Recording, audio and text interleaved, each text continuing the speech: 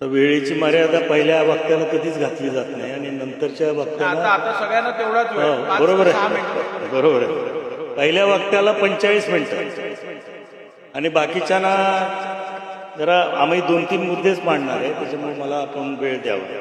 अध्यक्ष महोदय, या अंतिम आठवड्यावर बोलत असताना बीड जिल्ह्यातील ज्या मल्टीस्टेट पतसंस्था, नागरी बँका याच्यामध्ये मोठी गैरव्यवहार झाला आहे, अपहाराची प्रकरणं झाली आहेत, त्याच्याबद्दल या ठिकाणी मी पहिल्यांदा बोलणार आहे की Dnyanraja multistate cooperative, Sairam multistate, Chhatrapati multistate, Jijau multistate, Rajasthani cooperative society, Marathwada urban, Muktai urban cooperative, Hindavi Swarajya सहकारी पतसंस्था, सामाजिक परिवर्तन सहकारी पतसंस्था, धुनकेश्वर जनकल्याण आणि मातोश्री नागरी अशी अनेक पतसंस्था या मागच्या 1-2 वर्षाच्या काळामध्ये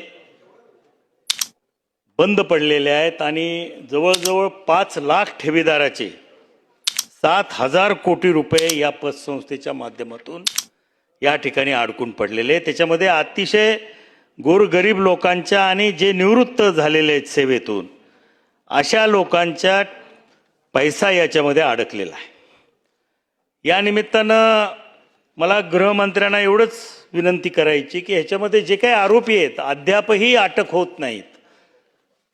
त्या ठिकाणी ज्ञानराधा मल्टी स्टेट कोऑपरेटिव्हचे 19 आरोपी अद्याप अटक झालेले नाहीत आणि अशा अनेक आरोपींना अटक व्हायचे.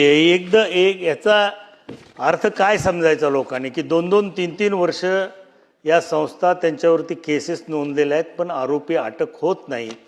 त्याच्यामुळे त्यांचा तपास कसा पुढं पोलीस करणार आणि ह्या ठेवी कधी मिळणार याच्या संदर्भामध्ये निश्चितपणानं जे संचालक, अधिकारी, कर्मचारी या गैरव्यवहाराला जबाबदार आहेत त्यांच्याकडून या ठेवीदाराची वसुली जोपर्यंत होत नाही तोपर्यंत त्यांना जेलमध्ये ठेवण्याची तरतूद करणारा कायदा हा निश्चितपणानं करण्याची गरज आहे.